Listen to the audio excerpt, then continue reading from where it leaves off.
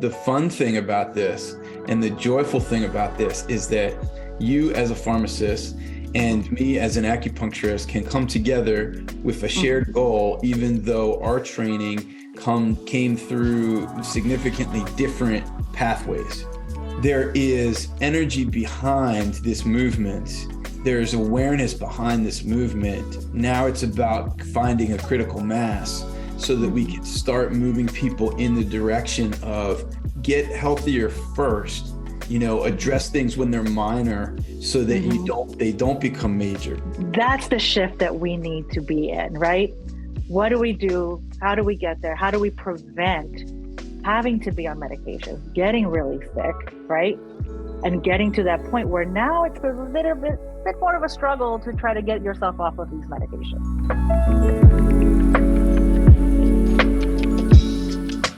If there is one thing we can all agree upon is that we are all unique individuals with unique life experiences. And because of this, I believe we need to get away from the one-size-fits-all solution to tackle the health conditions that we are struggling with in today's society, and understand that we may require a combination of healthcare modalities in order to get to the cause of disease and attain full healing, or as my guest today would say, health freedom. My guest today is Ryan Diener.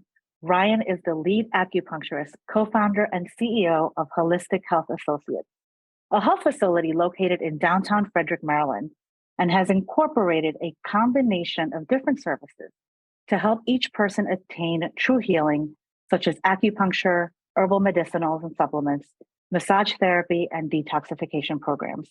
In addition, Ryan has served as professor of advanced practice management for the PhD program at Maryland University of Integrative Health, and currently chairs the board of directors for the Contemporary Oriental Medicine Foundation.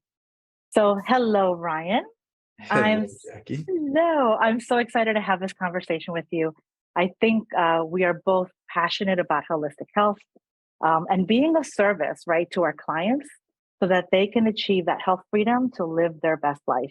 Mm-hmm. And I love how you say that, health freedom. I just absolutely adore that term.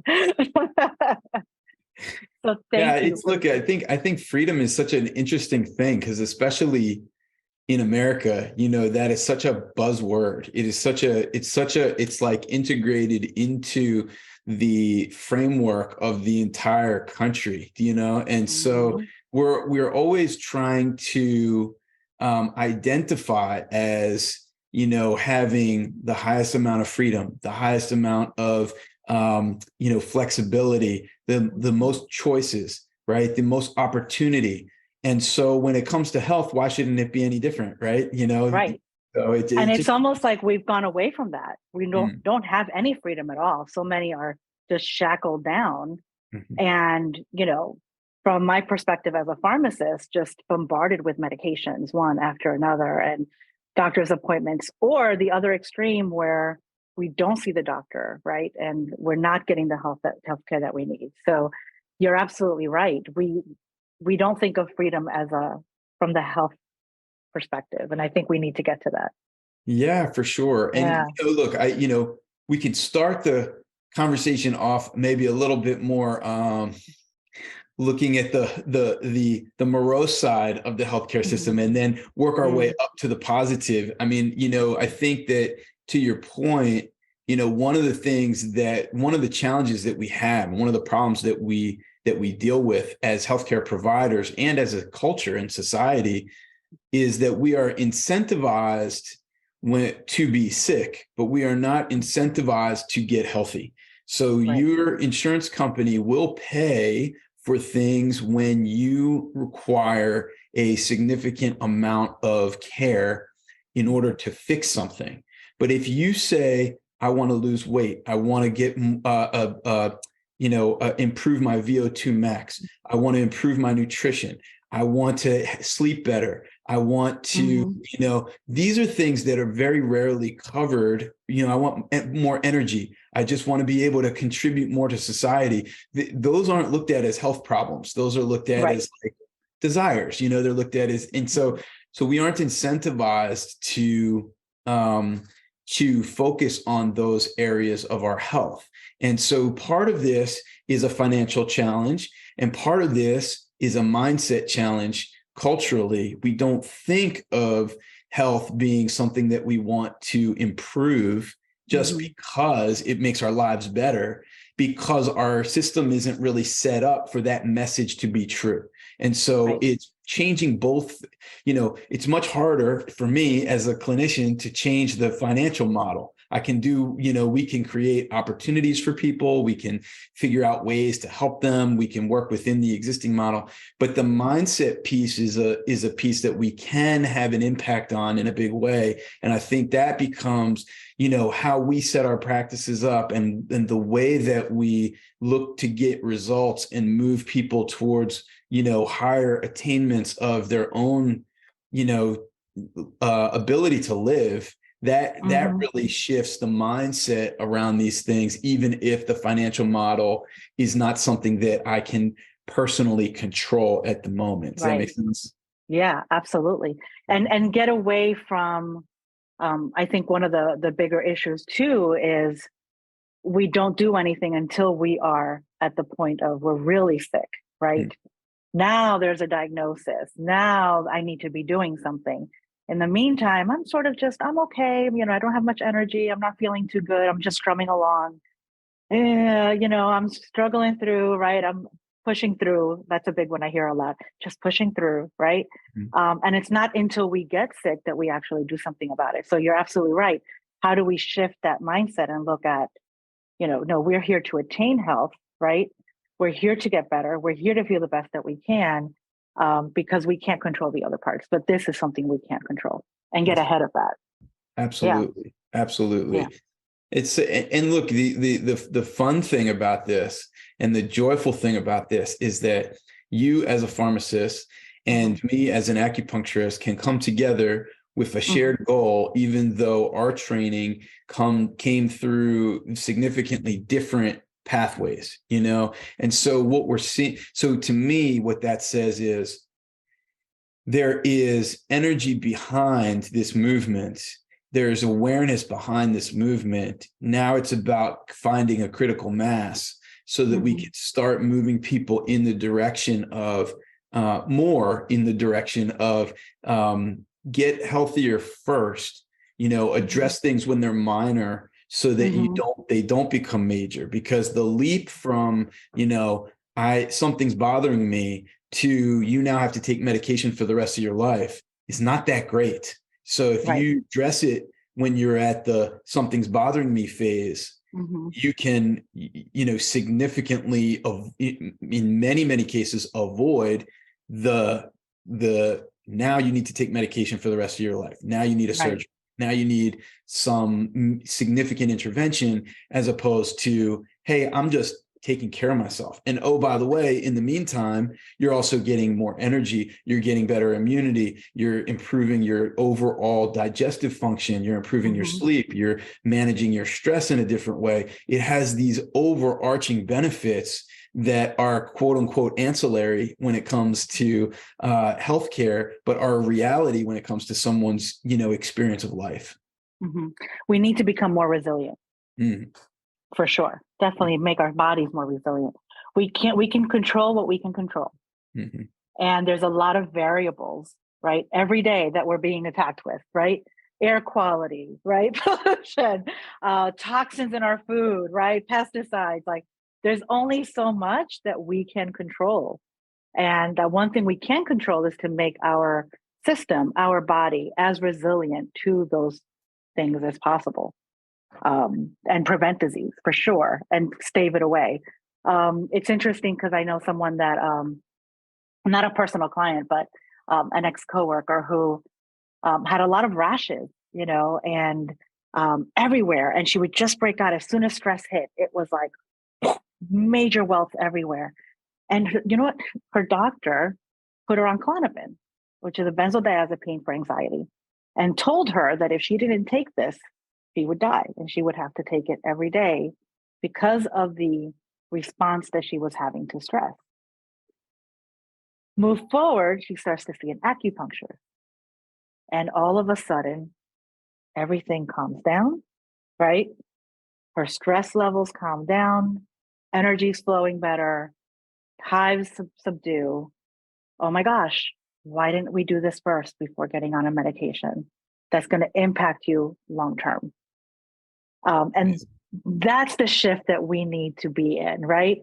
What do we do? How do we get there? How do we prevent having to be on medications, getting really sick, right? And getting to that point where now it's a little bit more of a struggle to try to get yourself off of these medications. It's a great point, and it's a beautiful story that kind of, dictates the potential direction that, more people can go into. And so much of this is just about the awareness. That's why we have these conversations, is just to get more people to see the possibility that, your health does not have to limit your life, but having the awareness of what to do. That's one of the biggest pitfalls we hear all the time. It's like, I didn't know where to go. I didn't know what to do. I didn't know where to start. So I just didn't do anything, and I just waited and hoped that it would go away. And, hope, of course, is a beautiful thing, but it's not a strategy, right? It's an important thing to have, and it's an important thing to have hope and faith. And those are things that I am a big proponent of. And having a strategy on top of that just takes your experience to the next level, right? So now you have all of this, now you have the right mentality, and you have a strategy that's going to get you there, and you meet those two things together, and the sky is the limit. But knowing that my strategy includes acupuncture for this woman, and for someone else, it might include functional medicine. For someone else, it might include chiropractic. For someone else, it might include physical therapy or personal training or a nutritionist, or a combination of these things, So it's not always one thing. That's one of the things that we always hear, is that there's this, I just want to know what's going to help me. As if one exercise is all you need to do for the rest of your life, or one vegetable is all you need to do for the rest of your life. What if there are multiple things that could help you? And it's just a matter of finding a routine that works for you, finding a group of modalities that work for you, trying things, being willing to say, I'm going to commit to a weekly, manual therapy for this year of 2023, so that I can, number one, see and experience for myself how it affects my body. And number two, compare results between a chiropractor, an acupuncturist, a physical therapist. So many of us just wait until we have a big problem, like you said, until we do anything. And by that point, sometimes you do need to be on a medication. What if we just kind of, use this as a way of enhancing your health, as a way of making your life better, and put it into your routine, not because you have a problem, but just because you want to actually see what it could be like to operate at a higher level, at a higher capacity, higher resiliency, and an ability to do more, to handle more, to have better results in your life. All of these things are possible, and kind of tapping into your body's own natural ability to up level and upgrade. We upgrade our iPhone, we upgrade our computer, our Windows operating system, we upgrade everything. But when we think of our body, we just think repair. And I think upgrade is the better way to think. And I think we also are in that, like we were saying, we need to change our mindset, right? The message is, you're getting older. What do you expect? That's normal. That is normal. It is normal for you to be taking multiple medications by the time you're 50. It is normal that as soon as you hit 40, you're struggling to get out of bed, right? It is normal, right, that your libido goes down. It's normal. Everything is normal.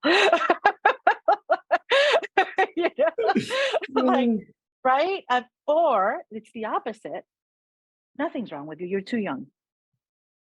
And then you have a large population of younger people in their 20s, right, who have so much exposure to all these toxins, right, to different life stresses than when we grew up. At least when I grew up, it wasn't as bad as it is now.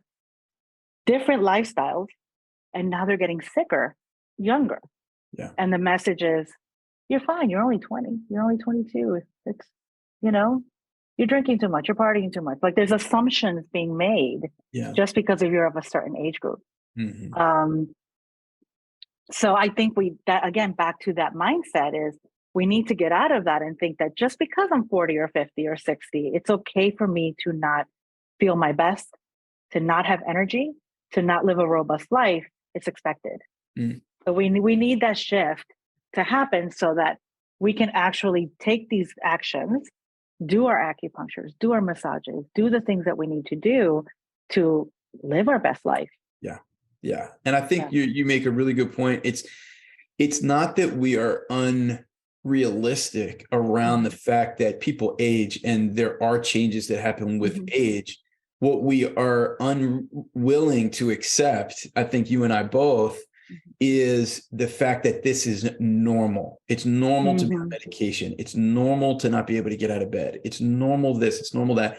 Look, it's normal to not want to run a marathon when you're 60 years old. You know what I mean? Like that's normal. You're not going to do the same thing you did at 20 that you did at 60, right? But it's not normal to be on multiple medications at 60 years old. And lots of people are, and I think that's the distinction that I think is really important for people to understand is that it's not a pie in the sky, like because holistic medicine, we believe that there's this kind of, this anti-aging thing is very popular right now. And I think it's not so much about this unrealistic version of not actually aging. It's about aging gracefully. It's about finding the joy and the high level of activity or capacity or just things that you love to do at different ages that allow you to continue to live life in a way that is, you can contribute to people around you and you are, just in a joyful state. I mean, what could be more beneficial than that to the people that are around you? And so those are the things that I think when we talk about, like, it's not normal to age the way that kind of we are told, that's what I think we're referring to. Is that kind of your experience as well? Yeah, absolutely. Absolutely. Mm-hmm. And like you said, it is normal. There is going to be, we may struggle with our knees. There's bone degradation. There's bone loss that happens as we age. There's things that, hormone changes that will happen as we age. But how do we get to that as optimal as possible?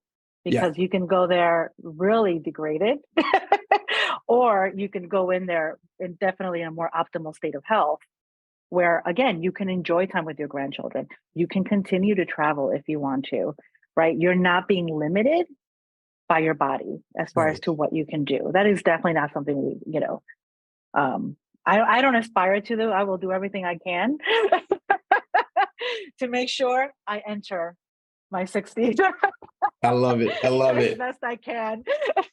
Well, and here's the thing, right? I think what you're talking to is the why, and what we've both been talking to, I think is what we believe, why we do what we do, why we want to, it's like the first step is to say that is a goal, right? My goal is to not let my health limit my life, right? This is what we say on all of our, never let your health limit your life. That's our mission statement. So we don't want your health to limit your life. Okay. That's the goal. Now, what most people then say is, well, how do you do that? What are the steps that I need to do in order for that to be the case? Some things they know, and they either are already doing or know, but they're not doing, but they know that it would be beneficial. Doing some form of movement every day, doing some form, looking at what you're putting in your body, food wise, drink, liquid wise, how much sleep you're getting, how you manage your stress. Those are things that most people know inherently just at this point in life. Then it's a question of, okay, where can I go to get additional support? Where can I go to get additional benefit that can tap into my body in a way that enhances what I can do on my own? And that's where, looking at working with a functional health coach, working with an acupuncturist, doing something that is for strengthening, not just for treatment of disease, is really something that is so important. So that's a hard message for people to get. But when we do find the window cracks open, for most people is they come in with a problem, it helps to resolve it, even though they've tried other things. And then the question is, do we want that to come back? Is there a way that we can get your body strong enough that some of these things that you've been experiencing, they just don't actually come back? And that's very possible. Right. We see it all the time. And it's something that, adds a lot of value to people's lives, Yeah, absolutely. It's when you're on that journey, like you said, okay, there is improvement, we get better, but then we go back to what actually brought that on in the first place. So again, it's creating the habits, changing the mindset, lifestyle, all of these things that get put together to prevent it long-term and not let it come back, a month or 2 months after you stop. Yeah. We've got to keep that momentum going. That's the most important thing. Yeah. And understanding, at least from my end on the functional perspective, is how did we get there? What created that, right? And now how do we stop that? Mm-hmm. And one of the things that I love that you do a lot is a lot of that mindset. You've done a lot of share, if you want to share that with me, a lot of the stress relieving techniques and mindset shifting. I know you've done a lot of workshops around that in your community. And that is so critical because that impacts everything. Mm. And you can do all the work in the world, but if your body doesn't think it's safe, it's gonna keep reacting. Right. It's gonna keep trying to save you by causing inflammation, right? It's stopping digestion, which then causes further issues down the line. So that is one of the most critical things that you can do is the whole stress management mindset techniques, to help stave off illness in the future. Definitely. I think it's so important, and it's something that is starting to gain some traction. I think people are realizing that the way that they think affects the way that they live, and it's a very hard thing to change. We are all raised in a way that creates a certain belief system in our mental structure that, has a purpose. It's there to protect you in the best way that your ancestors knew was important to protect you. And that includes your parents and your grandparents and, your friends, and the area that you grew up in all influences the way that you think and the decisions that you make around what is good and what is, true and what is beautiful. Right. And then as we grow, as we age, you have to actually make a conscious effort and choice as to whether you want to expand that or whether you have reached a plateau. There's a lot of people that hit a certain, age, and believe it or not, I've read recently that it's actually in their 20s where they've come out of school, they've started to work, they have a particular job, and the growth, the capacity, the mental growth, and the ability for mindset to change. It's not that it's not there, but we aren't accessing that muscle anymore. So then it atrophies. We're not consciously doing it. We're not working it. Yeah. That's right. And if you're doing same, a job every day, you can get much better at your job, and that as you stay in it longer. But the ability to continue to open and expand your mind into other possibilities of what might help and what might make a difference, how you can, change certain patterns in your life. Those are things that take effort, and I think, reminders. And then, now now I've heard this. So now I'm open a little bit to acupuncture. Maybe I'll try it, but I still don't like needles. I don't know. I can't get over that. I don't want to go there. So, then you have to hear it again. Look, this, my friend said acupuncture really helped them. Oh, now I'll try it. So sometimes it takes years. I see someone at at a talk on acupuncture, and then 2-3 years later they come in and they say, I saw you speak at the library, and in 2008, and I thought about it ever since, and I don't know, it just, life's busy, but then my friend told me. And it's like every interaction that you have has the ability to influence your mindset and someone else's mindset in as positive a way as you know how to do. So I think it's just really important that we emphasize that, and then give people the step-by-step approach to kind of follow in order to have their body and their minds take that next level, that next leap. Yeah, absolutely. We're so limited by our own beliefs. And, and it takes sometimes drastic events in our lives, changes in our health, things like that, to suddenly bring that awareness, right? Or like you said, conversations with what our peers are experiencing, and making us reflect a little bit. Like, is that something I'm going through, right? Or how has my past experience created this belief in me that I can't be more, do more, right? That's a whole other conversation. Yeah, of course. We could talk for hours on that. Absolutely. But what I would love to know is, you started off as an acupuncturist and doing Chinese herbal medicine. How did that evolve? Like, how did what you were seeing every day, how did you evolve into bringing more of a hybrid healthcare approach, right? Bringing massage therapy in. How did that evolve? I was really interested in learning. Yeah, sure. I mean, it was very organic. I mean, I wasn't planning on doing anything but, having a solo office and doing acupuncture and having an herbal pharmacy and just working with patients and, and doing what I could in that capacity. And then, a couple of things happened. One is that, I was using space that was very close to a couple of massage therapists and a couple of naturopaths. And the experience of being in a shared space with other modalities, as kind of silly as this sounds, it allows you to see more directly the effect, like, massage feels great, and, it's very few people dislike it.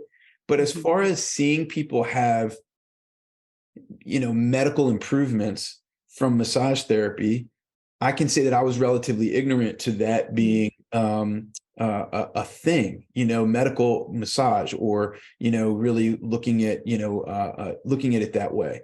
Naturopathy, in the world of holistic medicine, whenever you go to a program where you're learning something, unfortunately, what often happens is what you're learning gets propped up at the exclusion of everything else, right? So when you go and you become a pharmacist, you think that, the doctors are idiots. They don't know how to prescribe medication, right? And then all these like holistic things, they're just dangerous. They're not FDA approved, right?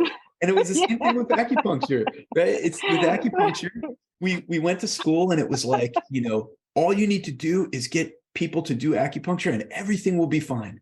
And then you get into the real world, and that's just so not true. Yeah. There are lots of people who have had incredible life-changing experiences going through acupuncture. And there are other people who I treat and I think, this is a slam dunk, they are going to get better. And we hit a brick wall and we can't get anywhere. And I have to and I have to be humble enough, I think we all do in the health field, to be able to say, this person needs something different than what I have to offer. Right. What's the missing link? What's missing? That's right. That's right. Something else. And sometimes it's just another provider seeing something differently through a different lens than the lens that we use. The same reason why we have patients who go to GI specialists and they still have reflux and they still have IBS, and then they come to us and within 6 months their symptoms are 80% improved. It's not because the GI doctor doesn't know what they're doing. They just have a different lens that they're looking through. And sometimes I treat somebody with terrible IBS and colitis and this and that, and I think, this is my thing. I'm going to be able to help them. And then by the end of 6 months, I have to say, look, I want you to see a functional medicine doctor and see what they can do. And if that doesn't work, this needs to stop. So you have to go get medication. You know what I mean? Right. You have to be able to give people, you have to be humble enough to be able to see that other modalities really work and different people respond to different things. So that's a long-winded way of getting back to your original question, which is to say, when I was working with the massage therapists and the naturopaths, I just saw people who were responding so well to what they did, and they saw people that were responding well to what I did. And then, we had lots of conversations, working in the same space about, oh, wouldn't it be nice if there was a place where these things, we weren't just renting separate rooms and all doing our own scheduling and all doing our own billing and all trying to have different, conversations with patients to educate them, but actually put that under one roof. And so one of the massage therapists and I really connected on this in the most significant way. And we started just, hey, let's keep our own space, but let's share a receptionist for 15 hours a week and just see what happens.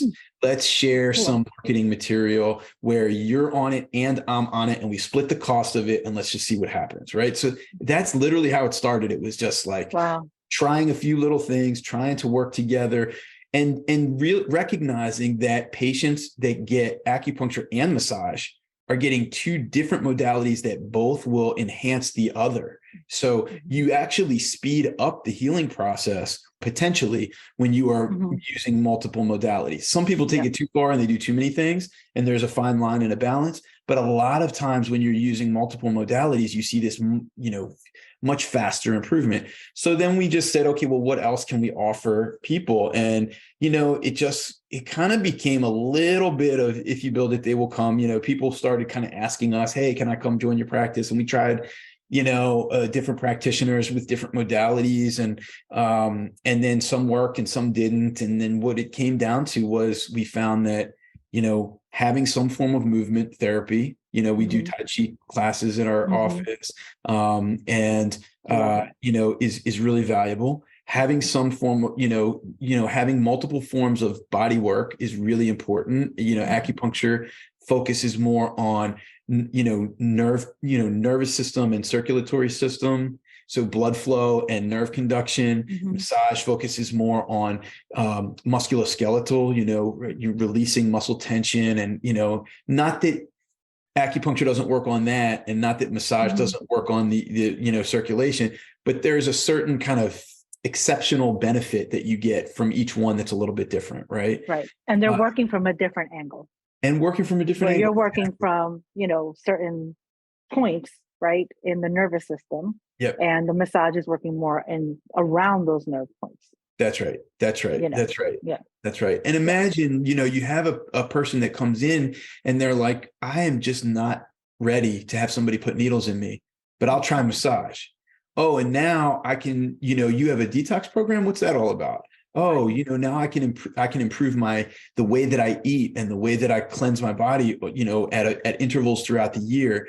And I still haven't done acupuncture. Right. And now, this topical liniment would be good for my tendinitis in my shoulder. Oh, okay. Now I'll incorporate that. They still haven't tried acupuncture. Right. So if I don't expand the ability to reach different people by incorporating more human beings that can do these things in our collective, then we miss out on opportunities to make a difference in some people's lives. And, how to continue to do that is an ongoing journey of discovery and time management and trying to figure these things out. But that's part of the joy of it.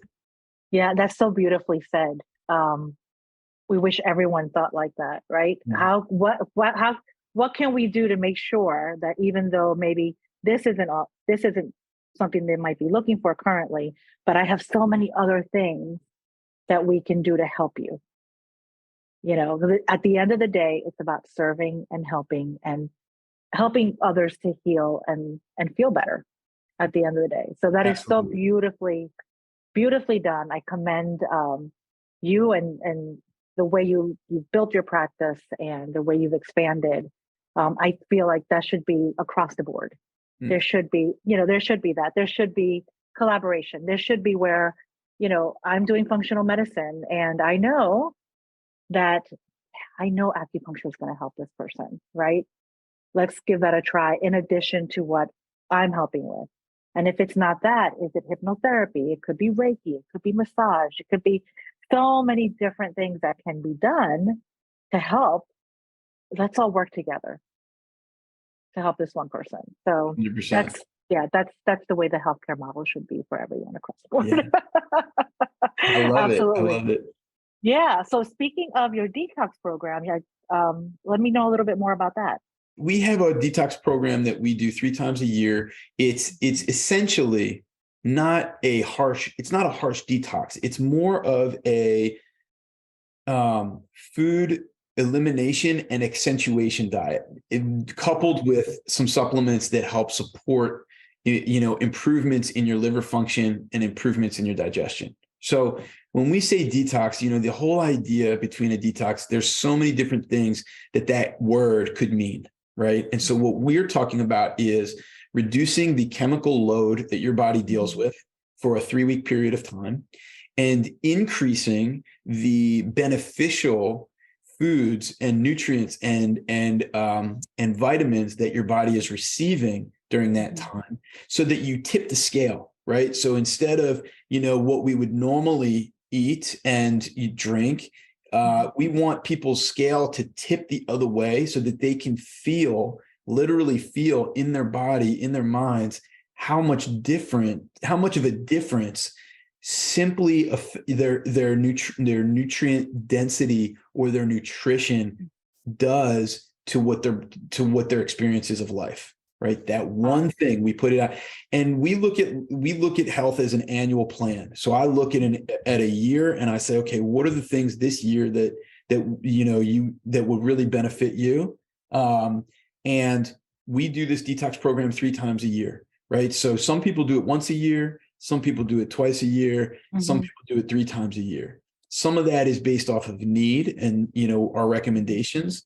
Some of that is based off of their experience and the results that they get and how much they like doing those things. So we have one coming up. It's going to be starting in the middle of April. The whole thing can be done virtually. We do 2 in-person meetings for people that are local to the Maryland area, but it's not required that, and we have just a laptop feed that we bring in to the grocery store when we're walking through and we're looking at different items and we're talking about why this item is on the accepted food list and this item is not, and this is what this strange word means on the label, and so it's a great way to just kickstart your metabolic function, your kickstart a weight loss program, but more importantly, just to feel healthier, to feel more vibrant.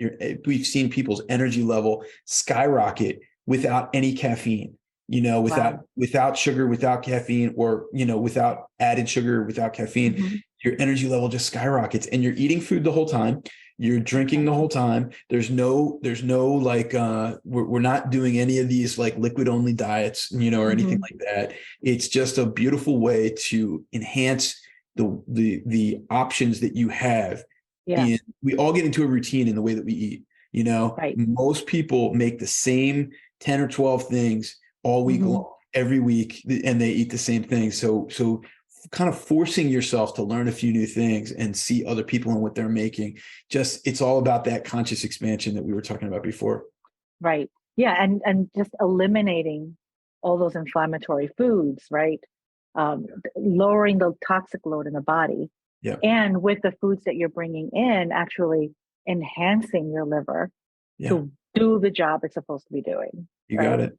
That right now it's so mucked up most of the time. You got it. So yeah, I love that. Our time has run up, but gosh, I'm telling you, Ryan, I could speak to you for hours. Oh, you too. It's so much fun. You are amazing. So much fun. I like I said, I just love the hybrid model that you've incorporated into your practice. I think it's so important for anyone who's listening or watching this to really take a look, and hopefully we hopefully this conversation has inspired and motivated them to look at their own health journey and look at where they're at and where they want to be. And if they are really struggling and they're stuck, what else can they do? And expand their horizons from just the basic Western conventional medicine, right? There's so much out there that we can be doing in conjunction to help others. So I'm pretty sure that you have inspired and motivated many out there to take a look inward. So thank you so much for your time here today. It's a pleasure. Love chatting with you. I'll do it anytime. Absolutely. Thank you so much. Goodbye, everyone, for today.